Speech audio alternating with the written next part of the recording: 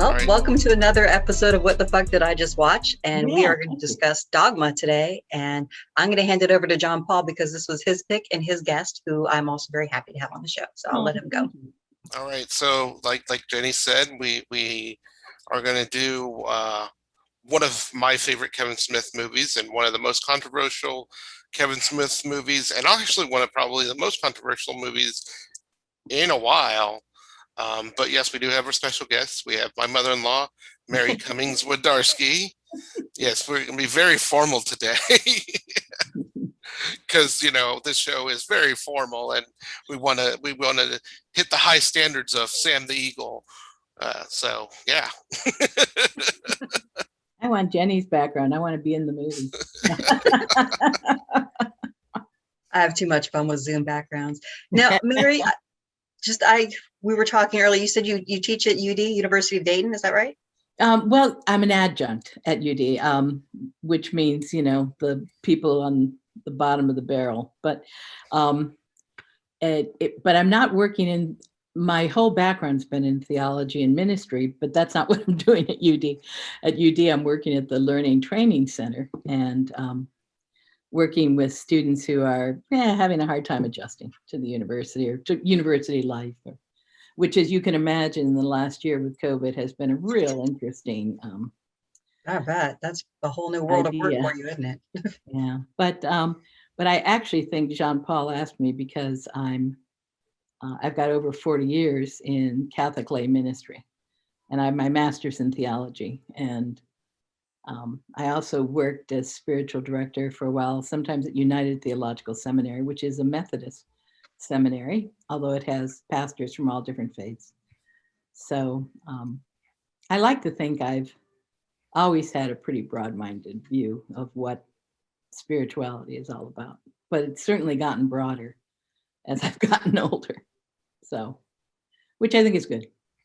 But I think Jean-Paul and I actually might have talked about Dogma one time, and I told him that I liked it, which I don't remember if it surprised him. It did surprise me because, again, this movie had such a big controversy from I believe it was the Catholic League. It wasn't even the Catholic Church.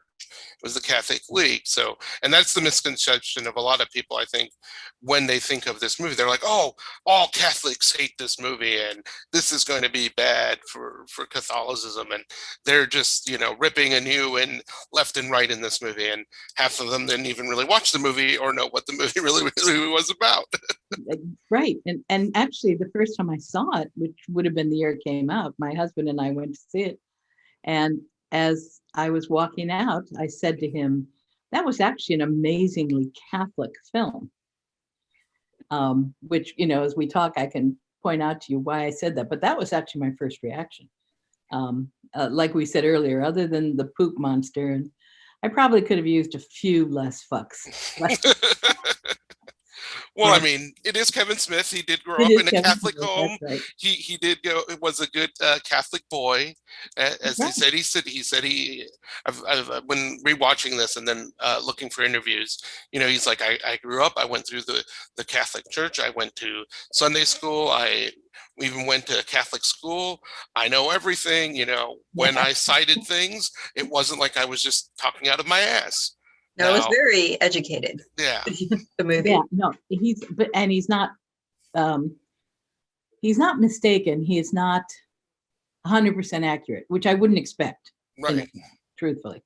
There's a couple things that I would say probably he has about an 8th grade to high school level understanding of Catholicism, which is all most people have it. That's not an unusual thing. But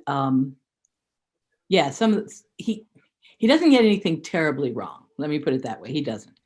But there are a couple things that, miss the mark a little bit. But he didn't want it to be a theological treatise. Exactly. He wanted it to be a satire. And in that way, I think he succeeds. Yeah, I actually, on rewatching it, and actually even pre-watching, my thought about it was him searching for a justification for his own faith. It's kind of the feel the movie had for me, where he had clearly grown up Catholic, and I have empathy for that. I had been raised Catholic as well. And he was, I think, just struggling to find some spark of the divine out of, a lot of what Catholicism can do to you as a child, you know, especially when you become disillusioned with the church or people that follow it. And that was kind of the impression I got. And that's kind of, I think, why they kept putting back that it wasn't just being stuck in a belief, it was having an idea and going with that. And I thought that was a wonderful point in the movie. Though I don't think belief itself can be bad, but when you just stick to it, you know. Yeah. The way they defined it, I thought was very, very good. You know, most people don't change beliefs. Yeah. It was his premise, but you can change an idea. I would say you can change a belief. Because I've changed them over my life. But I don't know. I think it's you can't change orthodoxy. That's the very word, orthodox, which means it's the truth. Mm-hmm. And the moment I hear anyone talk about the truth, I get very nervous. Yeah. Because it's that I don't think there is a truth. This is fun. I'm going to be able to say whatever I want on this. You can. Yeah. Because I'm retired. They can't do anything to me. And you can even say some fucks if you want. Yeah. But no pressure. They won, you know. But I do think that I think he does a nice job of satirizing the orthodoxy, the inflexibility, and truthfully, it made me think of something else I've seen in the meantime, which was the Book of Mormon, which is a play that also does a wonderful job of satirizing orthodoxy and pointing out the deficits in believing without questioning. That is dangerous. I don't think anyone should believe without questioning, ever.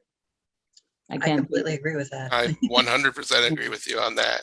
I mean, and that's what I think was quite interesting about this movie, because, you know, it even starts with a disclaimer, which I think is one of the best disclaimers in any movie, and that's, you know, him basically saying, hey, this is fantasy.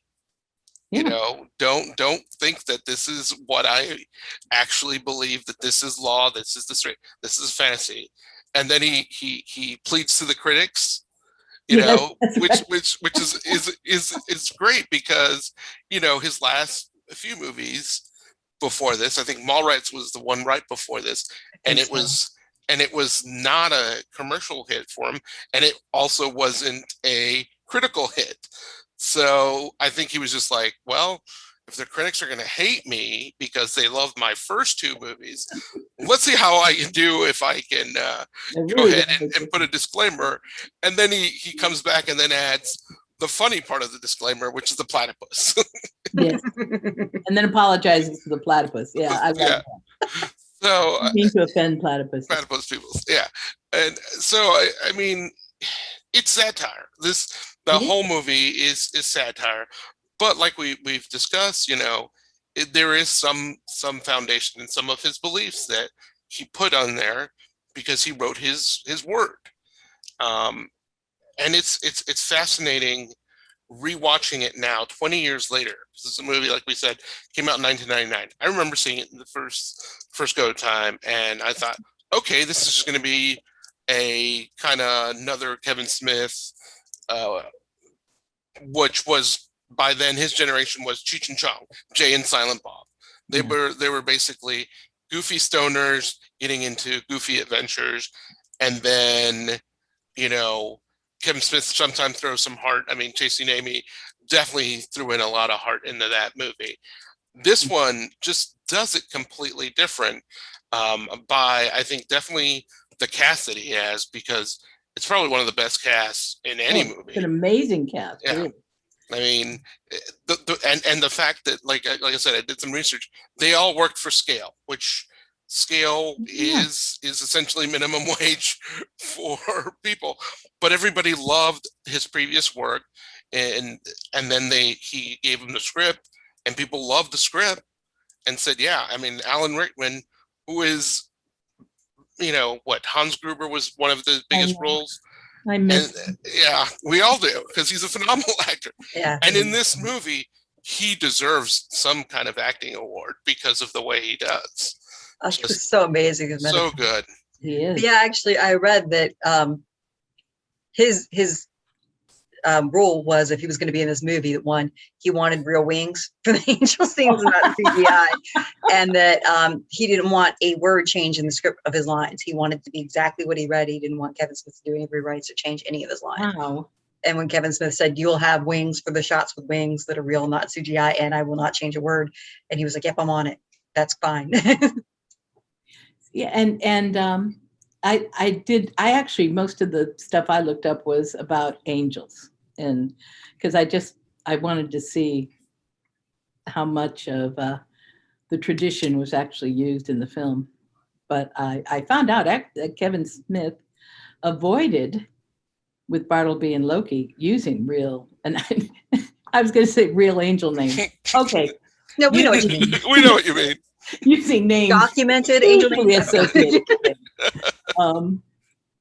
And he did that deliberately, from what I could see, that he didn't want Gabriel and Michael, which are the only two angels mentioned in the canon of Scripture. So he avoided them.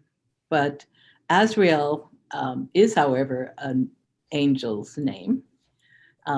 Azrael was the angel of death. So I don't know. I mean, Loki's the angel of death in this film, but Azrael's a stinker of his own making, and certainly has no problem with death. But anyway, so as I was reading on it, though, I did find that poor Kevin Smith had been threatened with death threats. Very much so, yeah. When this came out, and that actually angered me. Because I think if you're that insecure in what you believe, that somebody saying something different from you makes you want to kill them, that's on you. That's your insecurity. That's your mess up.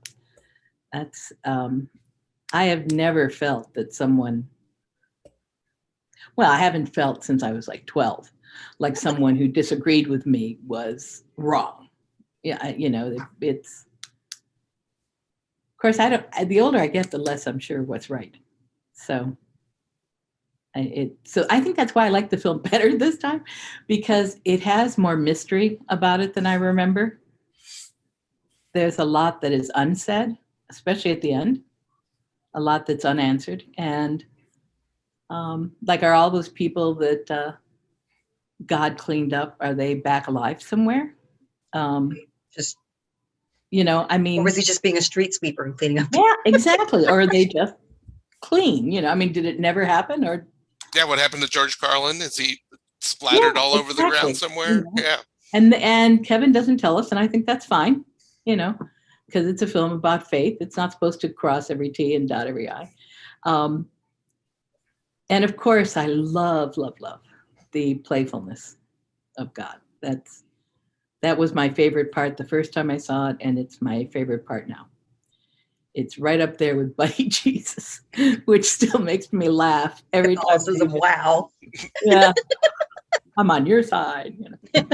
Well, I may get myself in trouble and all of you in trouble, but crucifixes were, with the actual body, was not used in the earliest Christian church. The cross was used, and the fish was used as a symbol of Jesus, and some other things were, but they didn't actually put the body on until more like the Middle Ages. And if you remember what was going on with the plagues and the wars, and it was a time of great superstition. And I think that's when, at least this is what I have been taught in church history, that's when the corpus, the bleeding Jesus, became very popular, to put him on the cross, because people wanted to identify with the suffering of Christ. Whereas in the earliest church, really, it was the resurrection of Christ that was important.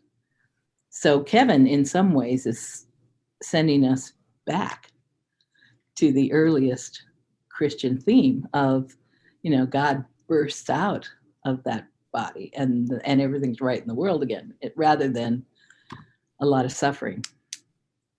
And indeed, the suffering is not really in God's plan, you think. And I mean, that's the feeling I got anyway, was that Matt Damon was kind of going rebel with all this killing. Not that it wasn't deeply funny when he held the gun to the woman's head and said, "But you didn't say God bless me."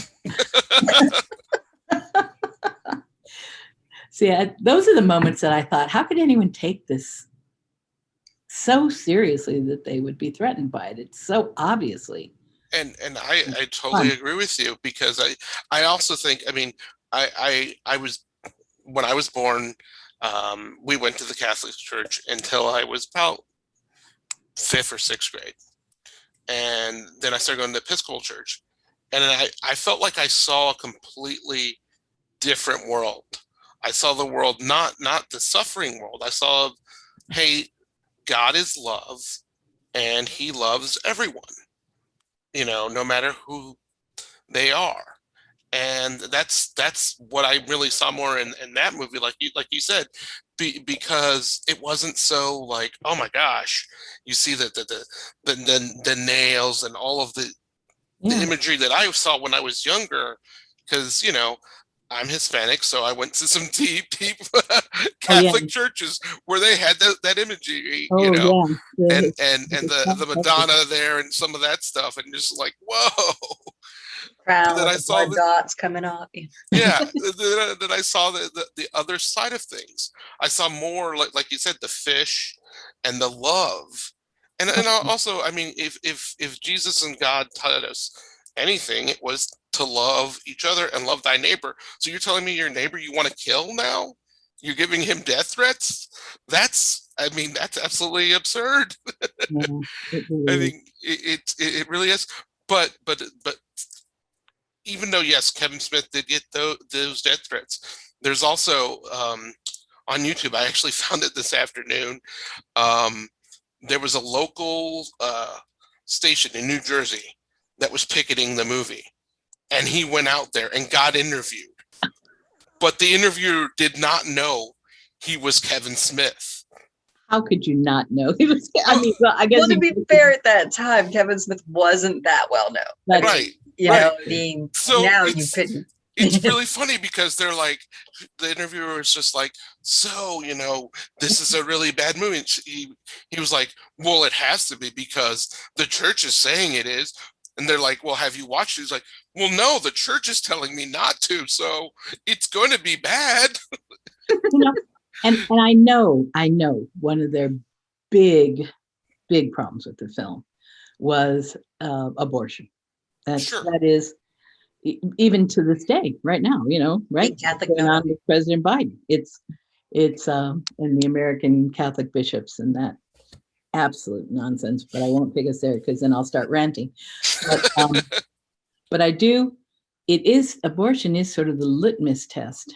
And being who I am, I mean, I got to tell you, I do think abortion is wrong. I mean, in the sense that I wish we could keep women from being trapped into doing that.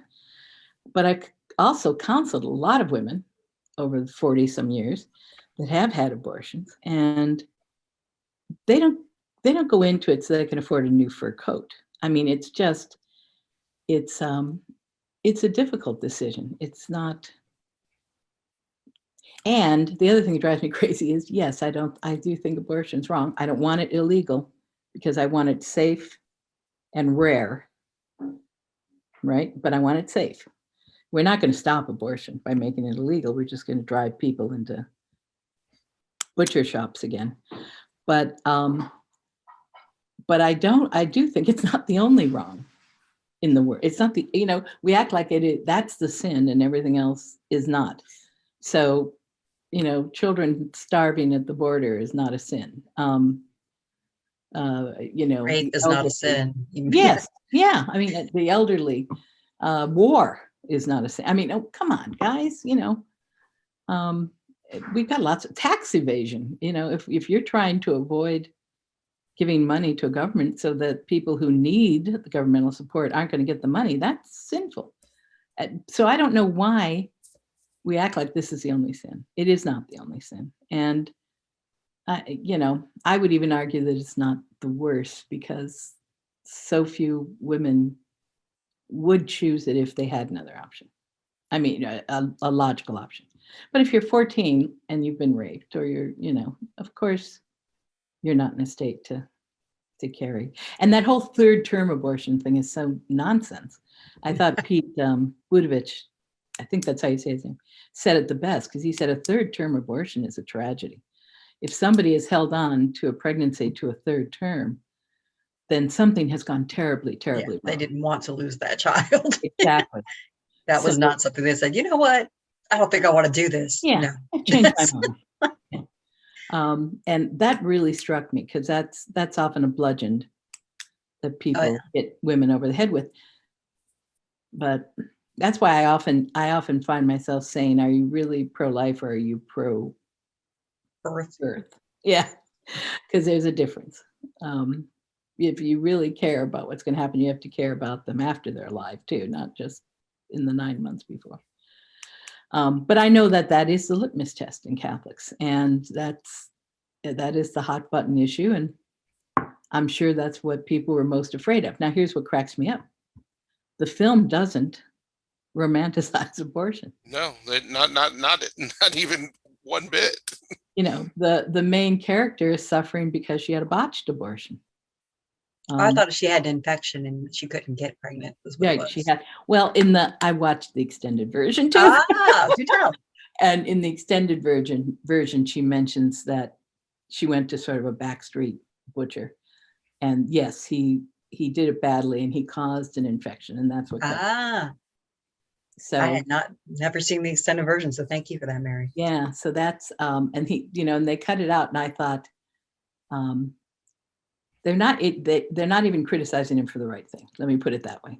He didn't glamorize it, and he certainly didn't act like it was such a simple thing. He showed the protesters. He showed the fear. I mean, I don't know. Anyway, I get tired of that being the main issue, though. Like, yeah, okay, I'm off my box now. Well, the plenary indulgence idea is what made me think, when I walked out, oh my God, this is such a Catholic movie. Who the hell even uses the term plenary indulgence except Catholics? I mean, it was like, wow. He doesn't use it quite correctly, but again, we're going to give him latitude to the satire. You don't automatically get forgiven in a plenary indulgence. You do have to do things like be sorry for your sin and that kind of stuff. But and I don't believe in indulgences, so I am now speaking of that which I don't believe in. But I do think the idea of him, you remember that scene in the airport where he says, well, Matt Damon says, well, it's just a church law. It's a mad law. Why would God have, and he goes, oh no, God promised Peter that whatever he did on earth, whatever he held true on earth would be held true in heaven. And I was sitting there in the theater going, oh, I know a lot of unhappy non-Catholics right now. I mean, who number one, don't buy the whole Peter is the first pope thing, which I don't either, but that's another story. Jesus didn't make anyone pope. He never turned to Peter and said, you're my first pope. He wouldn't know what the hell that word meant, let alone name someone pope. But it also, that whole idea of the infallibility in the Catholic Church, non-Catholics are not fond of that concept. Most Catholics I know aren't fond of that concept. So, and again, that's not used correctly either. That there's only been twice in the church history where infallibility has been used, and both of them were Mary statements, the Immaculate Conception and the Assumption. So it's not like the Pope wakes up in the morning and goes, blue is the best color. Write that down. That's an infallible statement. So we know it's purple though. Yeah. So interestingly to me, it's like, as I mentioned, I was raised Catholic, and I became a non-believer very early in my life, like 8, because there was just things in my life that made me just not feel what the Catholic Church was laying down at that point in time. But what's funny to me is like, my father remained a staunch Catholic for the most part. staunch being loosely used, but Yeah. and my mother had gone through periods where, so they got divorced. They both remarried. My mother was able to get an annulment. My father was not. But my mother married a man who did not get his first marriage annulled. So, they couldn't participate in any of the sacraments. But I bring this up because years and years later, I have a half sister who's 16 years younger than I am. When she was going, they started raising her in the church, which was funny because when they were no longer allowed to have sacraments, my mother and stepfather were not about it at that time. They didn't take us there. I went through basically the motions of confirmation just because that was a family tradition. But the church we went through at the time, the Catholic church we went through at the time in Youngstown, had a priest that was a little more progressive. So like when I went and did my confirmation, I flat out told him I didn't buy it. I told him what I had issues with. And his answer was, well, go through confirmation anyway, because at some point you may change your mind and you're all set up and you don't need to upset your family by not doing this just because you don't believe right now. And this same priest was in charge of that church while my little sister was growing up. And so he just started allowing people to partake in the sacraments again, regardless of, not. God bless him. But once he left, so like at that point, then my mother and stepfather were gung ho. And I had told them, like, you do understand that if you walk in any other church and they know that you're not going to be able to. I'm like, unless that church also has a progressive priest. So, So I'm not sure why you're advocating, Nina having my little sister being Catholic again. And it's great that this priest is progressive. It's great that you're here being comfortable, but maybe you really need to think about the fact that if this guy leaves, you're back at where you were. And that's exactly what happened. And once that happened, then my stepfather and my mother were very upset and offended that they no longer could partake of the sacraments. My stepfather was acting as a deacon at one point. So, and it was just funny to me because it was like, if they had more priests like that, and if they would change, they would have more people in the church. But the fact that they are so, it is this way, and only if you're really lucky and you have a priest that's like, just come on, And I thought it was interesting when I was watching Dogma that it seemed the same way where you had George Carlin with the Buddy Jesus, like, come to Catholicism, we're different, it's the new church, we're getting better, and it's like it was just so very like. It was very similar to what had happened in this one Youngstown church, and then what happened when that priest got moved. So I was like, I got to tell you, Jenny, your story is not unusual. I mean, it really isn't. You're absolutely right. I've worked with, I don't even know how many different pastors. I think between 8 and 10 different pastors. And I think I've worked with some of the kindest, smartest, holiest people I've ever met. And I've worked with some down and out assholes. And it all boiled down to how did they treat the people around them, not following the law. And that's what Dogma gets right. What Dogma gets right is they keep going back to, but what did Jesus really do? I mean, they, like Rufus saying, Jesus is black. And people still, which I find incredibly hard to believe, act like that's a shock. And I'm blasphemy. I'm like, have you looked at where that land is, where Judah is, at the time that it's in Africa, for God's sake. Mary was white-skinned, blonde-haired, and blue-eyed. Yeah, they were not from Norwegia. That had gotten Norwegian they were from Norway. That's the word I'm trying to get to. That got lost and ended up in the Holy Land somewhere. In fact, the only reason that Israel looks so white right now, or European, is because the state of Israel was started after World War II. And a lot of the Jews, to escape the oppression that they were under in Europe, came to Israel. If you look at the actual people who grew up in that area, they're the Palestinians. I mean, they're the ones that really look like they're from the area. So I thought Dogma did a good job of getting that kind of stuff right. And Jesus was way ahead of his time in his attitude towards women, to let women sit and be taught by him. Mary Magdalene's one of the first women he sees after the resurrection. She is the first woman he sees after the resurrection.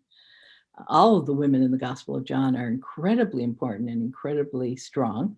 And that's the one written the longest after Jesus died. So that's representative of that early Christian church. The women were active. You know, St. Paul wouldn't have said to women, you must sit down and shut up, if they weren't standing up and talking.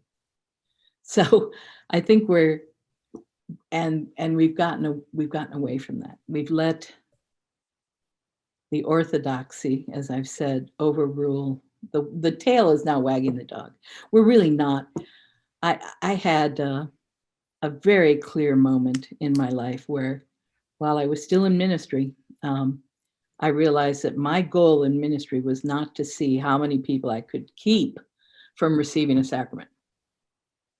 My goal was to see how many people I could encourage to receive a sacrament. That changed everything in the way I approach things. I didn't have any requirements anymore. So in fact, one of my colleagues said to me, well, I'm requiring that a child be in our religious ed program for 3 years before we confirm them. What do you require? And I said, I require them to come up and ask me if they can be confirmed. It's like, I don't require anything like that. It's not mine to give. Again, Dogma got that right. It's not George Carlin's to give. I mean, it's not the cardinals to give. It's not the bishops to give. It's not the priests to give. If we're serious about the gifts of faith, they come directly from God. Anyone else is just in the way. They shouldn't be. They should be helping. But oftentimes, as your story goes, Jenny, they're in the way.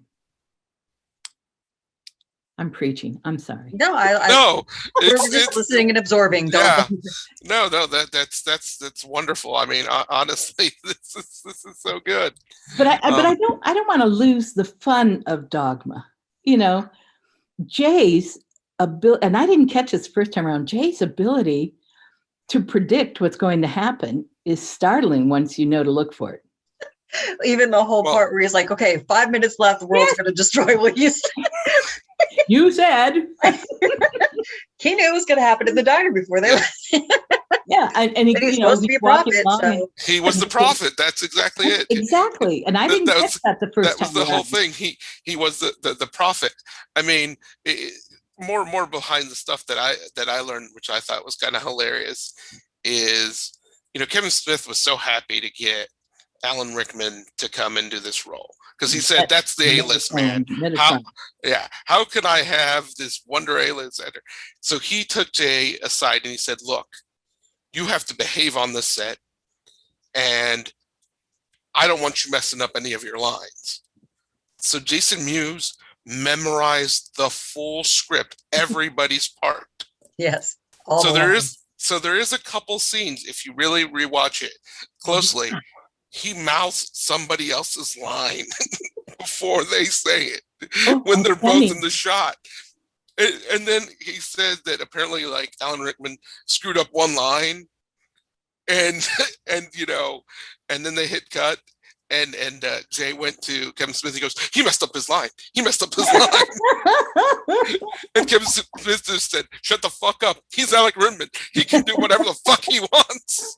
Yeah, I read that too. That Kevin Smith had Jason terrified of offending Alan Rickman. Yeah, just terrified about it. And this wasn't, I would say, the height of Jason Mewes' drug abuse, but it was the upward slant of it. It was, yeah. So I think when he hit Jay and Silent Bob Strike Back, I think that's when he was really, really, really bad. But this really was like, bad, as he was amping up to that level of. Is he okay now, though? Or he's been sober for at least a decade, I want to say. At least a decade. Oh, I'm glad. I mean, he occasionally smokes marijuana sometimes, but yeah.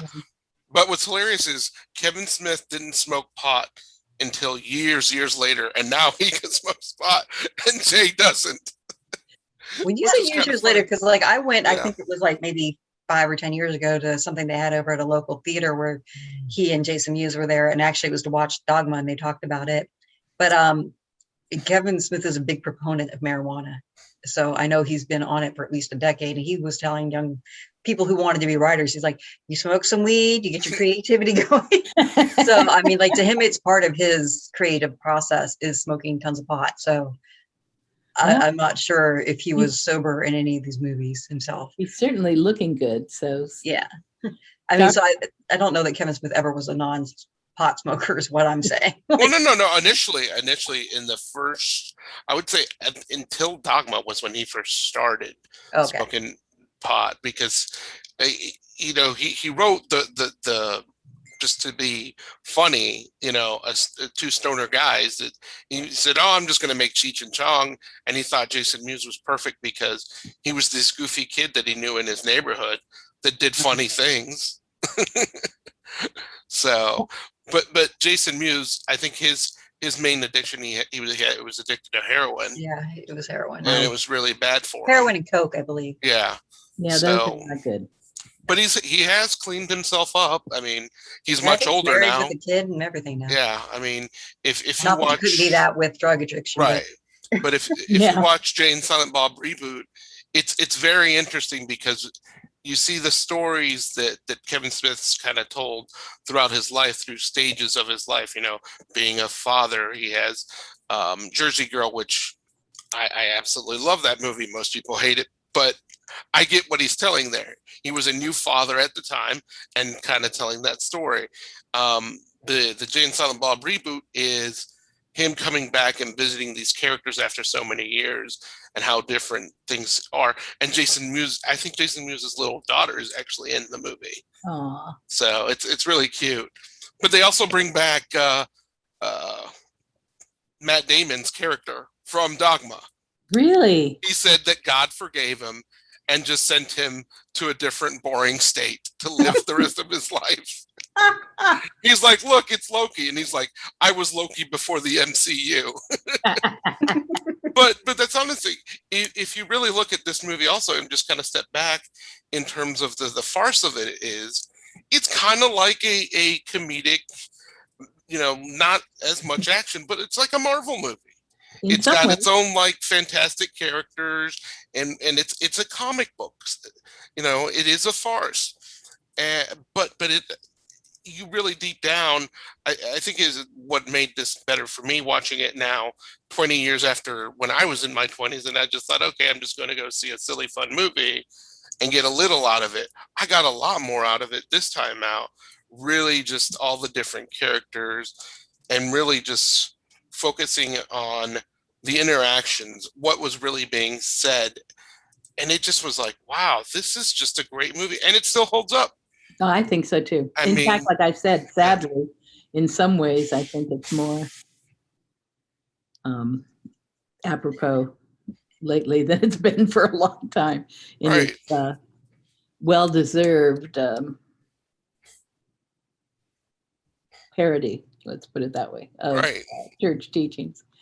I actually was I forgot how much Ben Affleck and Matt Damon actually act in this film. Oh, definitely. I mean, they have some good moments, and when Ben Affleck is angry, when he finally like slips over into that bitterness that he does at the end, and he grabs Matt Damon, I thought, wow, there's a lot of like pent-up rage there. Yeah, rage, and Damon looks afraid. I mean, it's like I thought these guys are really doing this. It's like a real reminder of how much bigger Affleck is. It comes real apparent. You're right. You don't think about it when you see that. You're like, geez, that guy's kind of tall. And okay. Most of the stuff he'd been in, you didn't really see him as a physical presence, No, but and at that moment, you're like, oh. Like, even I would say in his Batman persona, he still doesn't have the physical impact that he has in the moment where he's like taking Matt Damon's character, where he's taking Loki to task and is angry at him. It's really impressive. And I don't watch a lot of Matt Damon or Ben Affleck movies, but I would say of the things I've seen, I think this was really their best acting job, period. I was, again, pleasantly surprised at how much I enjoyed everything about the film. And Linda Ferrantino, I remember the first time I watched it, I didn't really think of her character much at all. This time I was really moved by her. And Chris Rock did such a great job in that, being that smart alecky kind of voice, but then shifting into truth. I mean, things that were valuable to say. I agree with you. Chris Rock, and compassion. He put the little scene around the fire when he was talking about Jesus as a little boy. That's what I was just going to say. Yeah, exactly. Because I know growing up, I always kind of wondered that myself. I'm like, yeah, you get Jesus, he's born. And then you get Jesus, he's doing all the miracles. And it's like, well, And the no sibling thing always blew my yeah. mind. I'm like, really? No, none? Okay. Honestly, if you talk to biblical scholars, it's still a division, but the division is mostly Catholic and everybody else. Because biblical scholars will say to you, they are called brothers and sisters. They are called the brothers and sisters. Mary shows up in the Gospel of Mark with the brothers and sisters of Jesus. Oh, wow. And Catholics went through a time period when I was young where they said, well, Joseph was much older than Mary. And he had been married before. So those were his children. And of course, it helped to make him an old man, because then, the idea of having sex with her would have been more ridiculous, right? Because he would have been an old man. And he would die sooner. Yeah, this is pre-Viagra, so but that, biblical scholars now will say, oh, for heaven's sakes, that's not true. And Chris Rock actually, again, Catholic League, why are you complaining? Chris Rock actually defends the principle of the virgin birth. He actually says it around the fire. He says, yes, Mary had not known man when she had Jesus, but she was married for a number of years. And everybody I know who studies scripture will tell you that people at that time, children were a blessing. This whole concept we have about virginity and celibacy being the holy, that was not true at the time of Jesus. What you wanted was to have children. Those were the blessings of God. So there's no way you would have voluntarily decided not to have more children. That would have been like spitting in God's face. Plus, let's assume they loved each other. Would that be such a terrible thing? Not at all. Not at all. I mean, for years, I worked with a nun who didn't die until she was well into her 90s. She hadn't hit 100, but she was in her late 90s. But when I worked with her, she was in her 80s. And one time she said to me, if I get to heaven and find out that Jesus had a bunch of little brothers and sisters, I'm going to think, oh, good, Mary and Joseph loved each other. Oh, that's sweet. Sweet. So, or at least had a fun time. That's right. I mean, so it's, but see, then that's because of that weird attitude about sex that, I'll go back to the point you made earlier about abortion. It's funny to me because you have that conflict in the Catholic Church where abortion is bad, but so is birth control. Yeah. And sex education. Yeah. We're the one thing that could really make a difference. Yeah. They're like, no. Yeah. No, we don't want to prevent pregnancies. No. Just don't have sex. Yeah. And meanwhile, the priests do, which is a real hypocrisy. But in any event, I've worked too long. I keep telling people I'm going to write a book someday, and there's not going to be one lie in it, and people are going to go, "Wow, really? Do it." But I will tell you, Jenny, you're absolutely right. But there are many, many studies that show that 80 to 90% of married Catholics use birth control. Oh yeah, I mean, I'm sure. Well, I mean, that's another thing. They bring up hypocrisy and Catholicism quite frequently, and I mean, again, I use birth control. I mean, my parents, when they were married and both still Catholic, my father had a vasectomy. So, I also knew an older Italian woman who once said, "I tell the Pope, you know, play the game, make the rules." She was very adamant about. She'd had 6 children. She was done. Thank you very much. Which is a lot more than I would have had before I hit that point. It is. You're right. It's but actually, even Bartleby and Loki at the end, Loki ends up being deeply compassionate in his humanity and compassionate towards his friend who kills him. But, and then Bartleby, of course, standing in front of God, even though God blows his head up, but hugs him first. Yeah. Shows love, and then boom. Well, and also I thought was real dramatic about that moment and interesting was that, you see this very, very deep moment where it's just a gaze where you could just see that Bartleby being in the presence of God again is just all he wanted, really. You know what I mean? Exactly. Is kind of what it seemed like. So that when he knew that she was going to end him, he was ready to welcome it. He wanted it. He was like, at least I'm back in God's, embrace kind of thing. No, I agree. I Yeah. thought that because I thought he could have put his hands over his ears too. Mm. I mean, everybody had been warned, if you're human, cover your ears. And he could have. He was standing right there. But yeah. So he did agree. I think he does choose to accept the consequence. And in a lot of ways, it's a very beautiful movie, aside from the Golgothan, which is the most horrific thing. All right, let's talk about the shit monster. Yeah, let's do it. I don't like actual toilet humor. I just never find it appealing. It's always disgusting to me. It's a natural process. I understand people fart, people take dumps. I get it. I don't find it all that amusing, like when comedians just go all over the fart and the shit jokes and stuff. Yeah. I'm just like, I don't want to really hear about you taking a dump.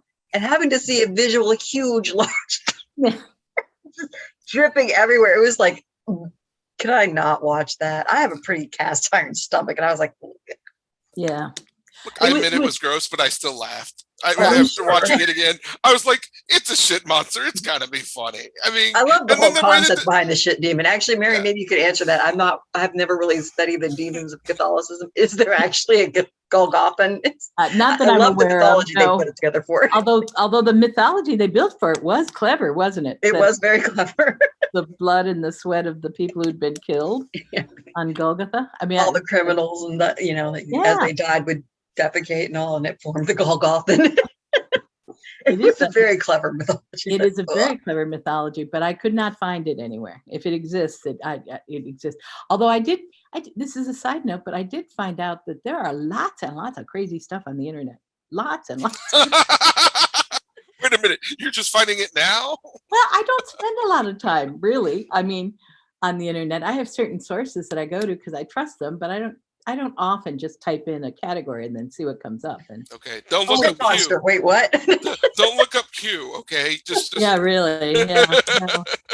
It was. Don't look up Two Girls in a Cup. I mean,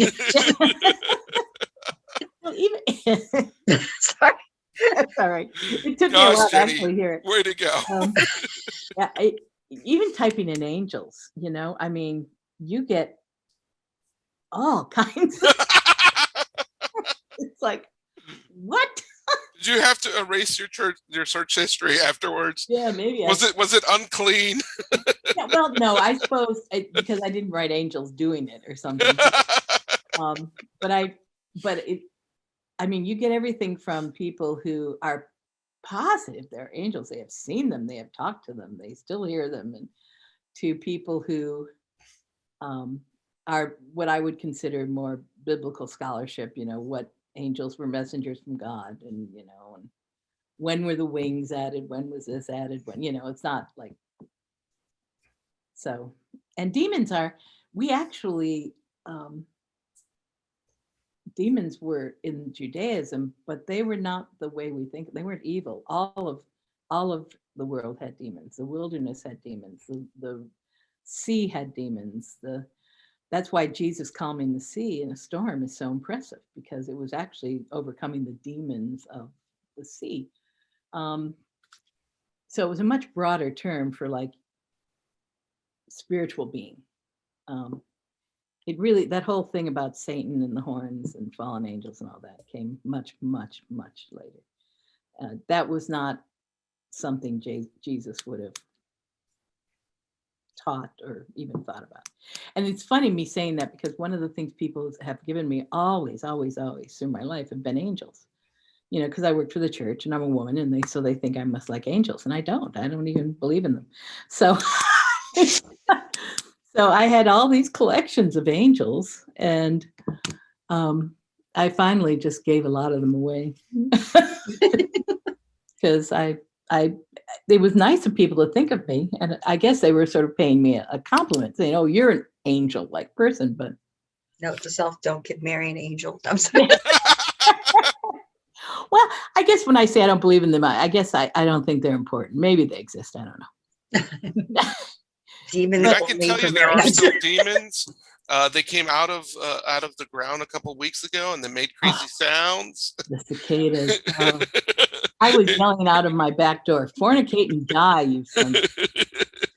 Apparently, my area is just cicadas will not show up in North Linden. Apparently, they're just like. I mean, we didn't have much people live there over here either.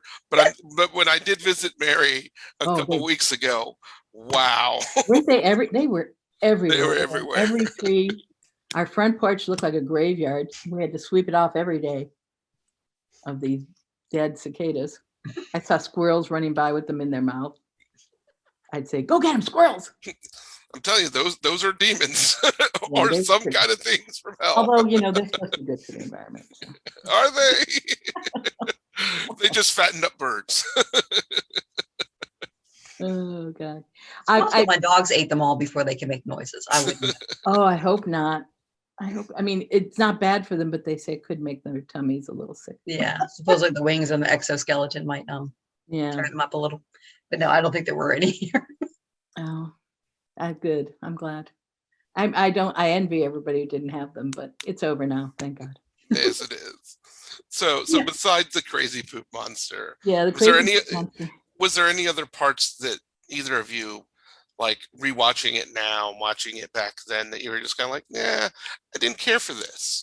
It's interesting that you asked it, because the whole Loki wanting to put forth the wrath of God against the idolaters scene, which, I had enjoyed a lot in the past, but when I was listening to the sins that Bartleby was talking about, I found it interesting that anytime they brought up pedophilia, they always had to add that it was a boy they did it with. Like, that made it worse. Like, if it was a little girl, it would have been okay, kind of. But not only was it underage, but it was a boy. Not only was it a child, but it was your son.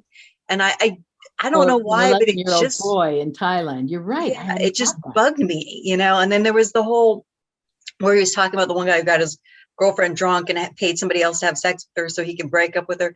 And it kind of it was awful, but they also kind of smoothed over that that's fucking rape. You know what I mean? Yeah. Like, they didn't say, and you paid a guy to rape her. They just said, oh, and you paid this guy to have sex with her. And I was like, no, they paid this guy to rape her, And it just, those things really got me in a way that it didn't get me when I watched it before. I think mostly because I was reading stuff about whether or not homosexuality is actually a sin in the Bible, and some of the things articles I've read, from biblical scholars have mentioned that the Greek translation is not men, but young boys. And so that it was actually supposed to be against pedophilia, not against homosexuality. But then I'm like, but then why young boys and not young children? So it's okay if it's a young girl? Well, at probably at the time that was written, yeah. I think that's why it just set me in this mood of the misogyny and the double standard when it comes to, like, pedophilia is bad. But pedophilia when it's little boys, worse. Yeah. Well, one of the big scriptures that's always used to point out that, homosexuality is bad, is, I think it's in Leviticus. I can't remember. No, it's not in Leviticus. Anyway, there are strangers in town, and the people in town want to come and rape them, these two strange men. Oh, isn't that Sodom and Gomorrah? Sodom and Gomorrah, thank you. But I'm trying to remember. I don't know where it is in the Bible, but I kind of remember the story. I'm sorry. Maybe Exodus. I'm not at I studied New Testament pretty thoroughly, but Old Testament's more hit and miss for me. And but that was actually a story about if you let strangers into your house, you owed them hospitality, you owed them safety. So even though in the story he offers the strangers his daughters, which would not be my solution to that crisis, but the story was not about, I don't want you men to sleep with men. The story was, I don't want you to sleep with the men who are here under my protection. Now, again, does that take away the problem of the woman? No, of course it doesn't, because women were property. They were not considered equal in standing. Although there's some very strong women in the Old Testament, but they were more the exception than the rule. But gosh, I hadn't caught that. That's interesting. I do intend to watch it again, but but you're absolutely right. In that room, the guys that are sinning, it's boys. Yeah, I mean, Yeah, like I said, I was probably just being hypersensitive, but it really just struck me. Yeah. And then another, more of a funny, not so much, it didn't really upset me that much because, it's Jay and Silent Bob, so you don't have high expectations of their, enlightenment or awakening, right. But the scene where they talk about, when they first run into Bethany, where she runs into the prophets, where she's like, oh, wait, you're not protesters, are you? And they're like, no, we believe a woman's body is her own, she can make a choice. And then they follow, and she's like, well, why are you here? And they're like, and Jay says, because if they're here for an abortion, they must like to fuck. Yeah, right. It was like, thanks so much. close to being enlightened. 2 steps forward, 3 steps back. Yeah. But it made sense for the characters. I didn't really get offended by it. But like the problem with me is that's a real mentality, like people, it's like the false allyship in a sense, where they're not really so much about advocating for women's rights or bodily autonomy. They're more about, hey, it benefits me, and she's probably, willing to have sex. So, I think that's where it put me in the mindset was, but I still didn't get too mad about it because, like I said, it's Jay and Silent Bob. You wouldn't expect Jay to be totally anything less than what he is. The only thing that saves the introduction of Salma Hayek for me is she is so obviously manipulating the men. That's what saves that scene for me, because she's so obviously, like, oh, they're offering money, and then she looks at the other group, and then she looks back, and she's obviously playing them off each other, which I thought, well, at least it has who has the real power at this moment in her hand, which then makes a lot of sense when you get to see who she really is. Mm-hmm. Inspiration. But also, when you do think about it in the context, inspiration, but she's inspiration in a, panties and a bra. Yeah. So, would they have had Azrael be a stripper? No, you're right. They would not. Salma Hayek is beautiful, so I do understand how, like, given the opportunity, if you could see her in basically a swimsuit, why wouldn't you try to take it? But, it was a interesting scene, shall we say. Yes, it was. And you have to admit the first frontal nudity in the movie was Alan Rickman, so. Yeah. That is very true. The only butt you see is Chris Rock's. So there you So. He's lying on the ground. True story. So you can't really say Kevin Smith was not, was just about exploiting women. He was like, well, we're going to put bodies up there. Yeah. That's true. But his moral center is a woman. Yeah. I mean, the moral struggle is a woman character, is Linda Ferrantino. Mm-hmm. So, and the God's a woman. God's a woman. God's Alanis Morissette. Although again, why were people angry about this? Chris Rock says to her, actually, God's not a woman or a man. Right. See, this is, I actually found The Messiah by Mel Gibson much more offensive. Never watched it, but I'll take your word for it. You're like, don't. I actually, after I saw it, I went around for a long time telling people, please don't go see The Messiah. Don't give him any more money. Don't encourage him to ever do this again. But to me, that was a much more offensive piece. And it was more graphic. That's what gets me in that movie, that you have a movie like this that they protested, and you have a movie like The Messiah that they were taking busload church groups to go see. A Jesus slasher film. It was worse than a slasher film. It was not that, and the anti-Semitism in it, and people denied that up one side and down the other, but I'm sorry, it was a very anti-Semitic film. I agree with you 100%. Actually, I think we were talking about this before we hit record, but Mary, you had mentioned that that on your second watch, or on this recent watch, you had noticed that it was not actually as violent as you recalled it, that it was more implied. Right. That the violence, most of the violence happens off screen. When he shoots the guy in the bus, we don't see that. in the boardroom, he goes around and points out all their sins to them. Bartleby does that, right? Yes. Correct. And then Loki starts firing, but we don't see them till they're dead. And there's blood on the one girl. Even the big scene in front of the church, we have a little grainy glimpse of it on a television set at one point, which is, but we don't see. Right. It's just you don't. Yeah, you don't see the wings actually get cut off. No, they fire it off. They shoot it off. They shoot them off. Shoot off wings, the shoot off wings. But even when Ben Affleck's character drops that body, that's right in front of them. A body would have just exploded. Exactly. And splattered blood on them. But instead, it's just a headless body. Yeah. So and the whole scene where Jason Lee, which I loved. See, again, this is a Catholic film. The fact that the bishop blesses his clubs makes it into a holy weapon. Come on. I mean, that's like right out of the Book of Orthodoxy, I mean, like, oh yeah, he blessed. Or she blesses the water and they can kill the demon in it. That's now holy water. Yeah. That's 1950 Catholicism, really. I mean,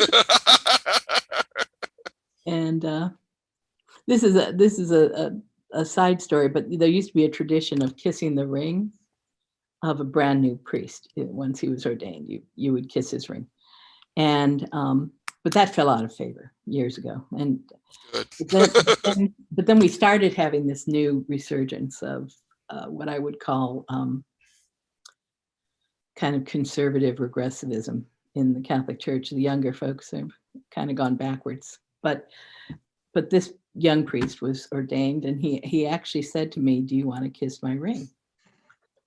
And I said no. So I mean, because give me a break. But I'm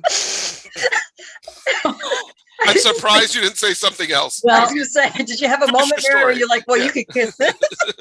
There was a Franciscan priest. I had dinner with a whole group of people, but Jeremy, and he, marvelous writer, Franciscan priest, and Father Jeremy was sitting next to me at the dinner, and I told him the story about this guy who said, "Will you kiss my ring?" And he said, "Oh." I said, "Well, what do you get if you kiss somebody's ring?" And Father Jeremy says, "Well, you get an indulgence." And I said, "Well, what do you get if you kiss his ass?" And he said, "You get a plenary indulgence."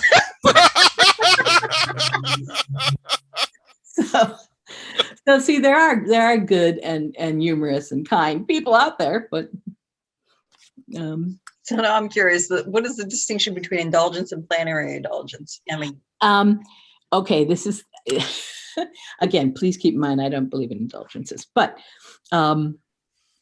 indulgences we were always told as children that yes, you confessed your sins, but it was sort of like you can't get rid of all the stain that sin leaves behind, but an indulgence could.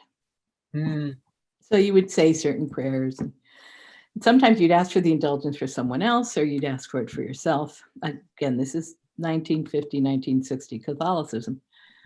We don't promote a whole lot of that right now. Well, some places do, but anyway.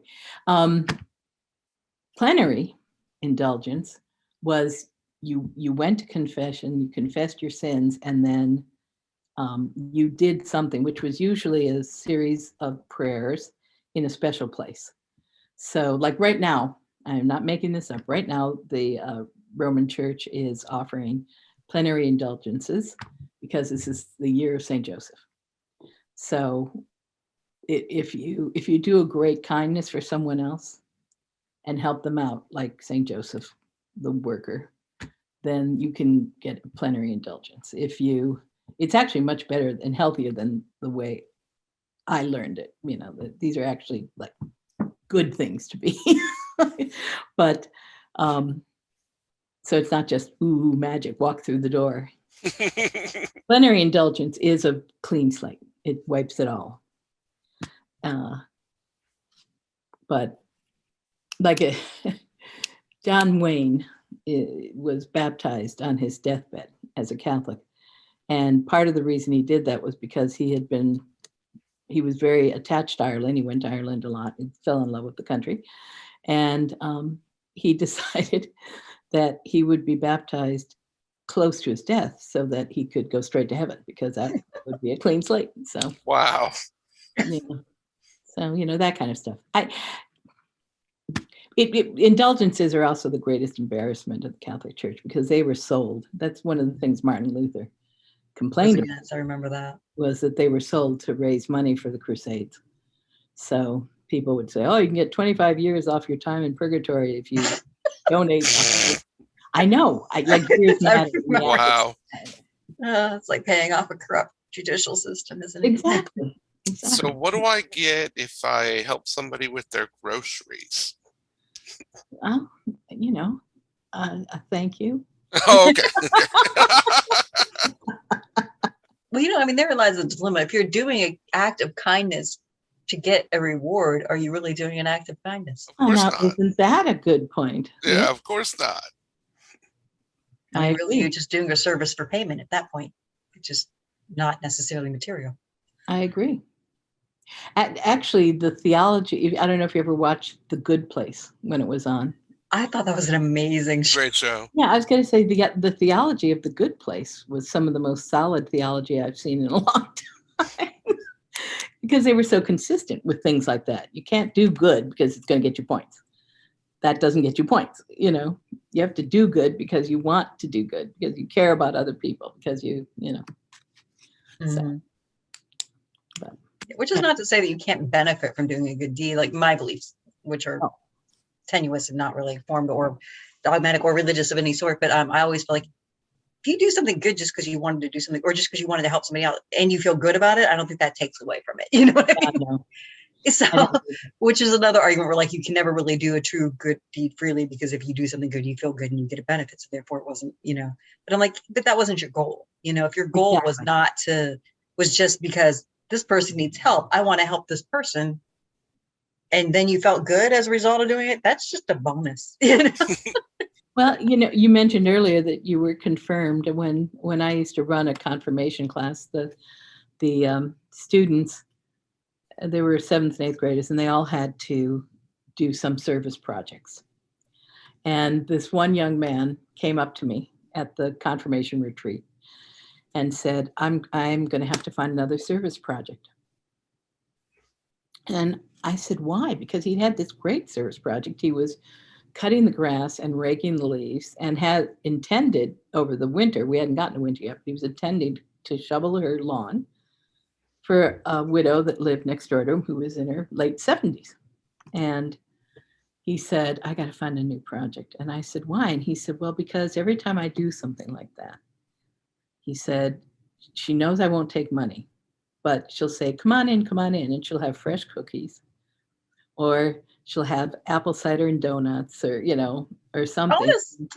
I know. And wow. We sit and talk. And he said, I look forward to it. So I don't think it can be my service project anymore. And I said, sweetheart, it isn't supposed to be painful. Of course, it can still be your service project. That in some ways you've made it even more valuable, because now you're offering her two. Yeah, because she's probably loving the company. Yeah, absolutely. She probably loves the conversation. Yeah. So I did laugh at that. He said, I probably am going to get another service project. I said, no, sweetheart, it's not. I need to suffer. I know.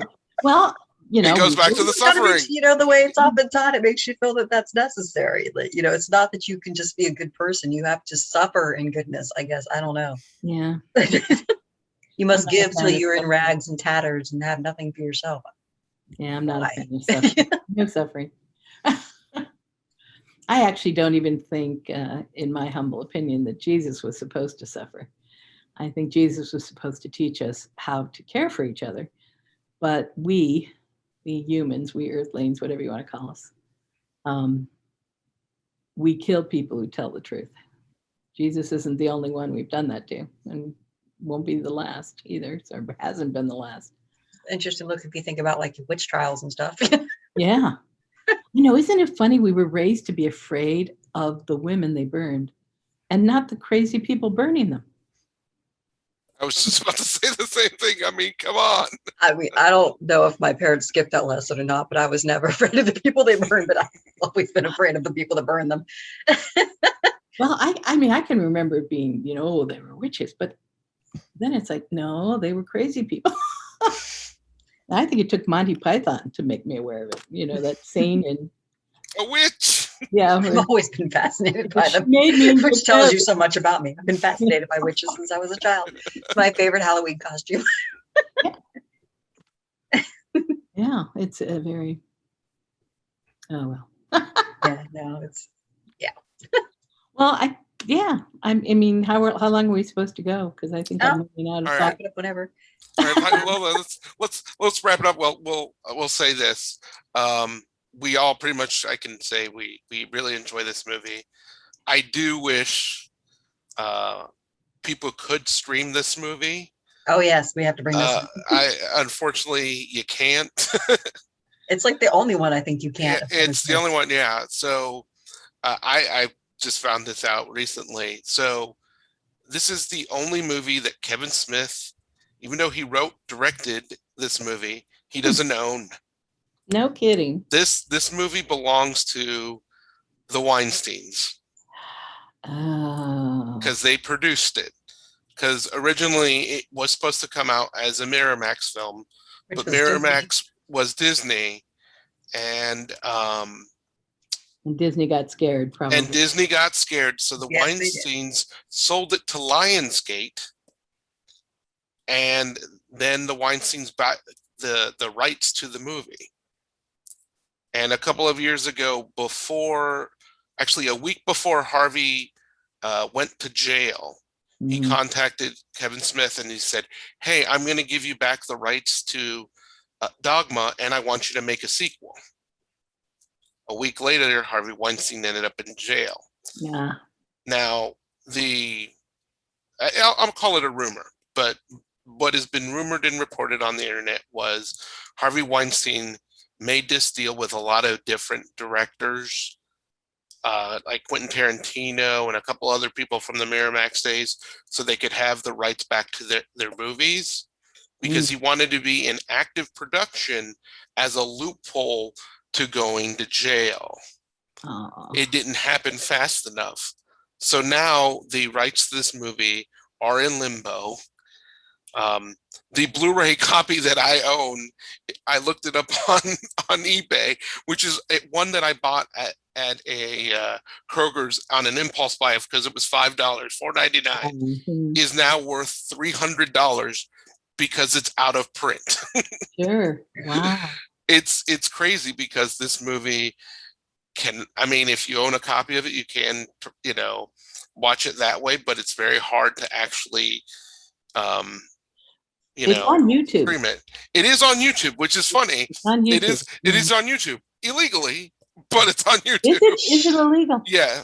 Oh. When stuff gets when movies get posted like that on YouTube, Mary, it is against the copyright. And so at any given time, they can be reported and be taken down. I mean, don't get me wrong. Jenny and I have Police aren't going to come to your house, Mary. Yeah, no, it's nothing like that. No, but if you were the one that uploaded it, yes, they would come to your house. If you just watched it. If you didn't watch it, yeah, no, because Jenny and I have watched many of old television for this program and many of old things that are out of print for that way, because they're not streaming anywhere, or they're just never put on anything released. So the only option is to watch it on YouTube. Yeah. But VHS. Back to the point about the rights and stuff. It says also, when I looked it up, that in addition, apparently, like, Kevin Smith had cut off contact with the Weinsteins in 2011. Yeah. Supposedly because Weinstein had acted really disrespectfully at a premiere of Smith's film Red State. But, they don't go into details about disrespectfully. So it could be anything from, like, Weinstein tried to grope his wife to who knows, Because, I mean, what would Kevin Smith consider inappropriately? You know what I mean? Right. It's an interesting vagueness that I'm like, how inappropriate and in what manner? What could you possibly do that would offend Kevin Smith?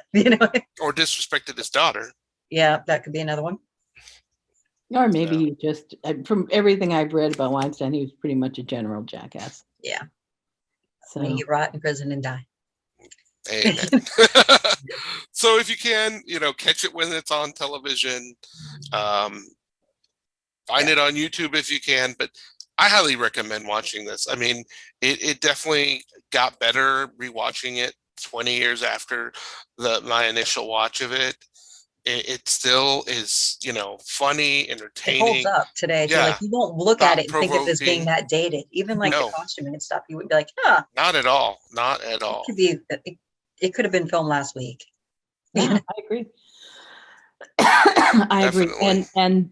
And the only caveat I would add to that is never get your theology from a piece of popular fiction. I don't care.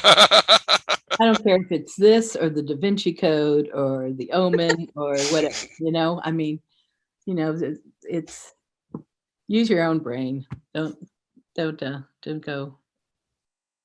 go head first into anything and say, "Oh, that's it." Or the internet. Or the internet.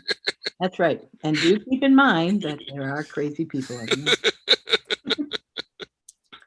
And that doesn't mean they're angels. Yeah, and just to Mary's earlier point, question and be willing to change your idea or belief if you can. Because if you stick yourself just to one way of thinking, I don't know, it's really hard not to become a terrible person if you have no flexibility. Yeah. I agree. Yeah. Flexibility is a sign of intelligence, period. I think inflexibility is a sign of weakness and dumbness, I guess. I can't think of the right word I want to use here. But yeah, no, if you don't change, you're not growing. That's all there is to it. So yeah. Not fun, but it's important. Well said.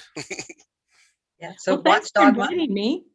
Oh, thank you for being on. This has been a great discussion, Mary. Really. Yes, thank you, Mary. Yeah, probably one of our most mature discussions because usually we swear a lot and just go crazy. There was a little swearing. Well, I'd say I'm his mother-in-law, so he has to behave a little bit. I mean, I was still me, so yeah. See what a smart family we are, all of us, in-laws and everybody. And Aaron, thank you for your work. Even though till next time. Big square. This has been What the Fuck Did I Just Watch?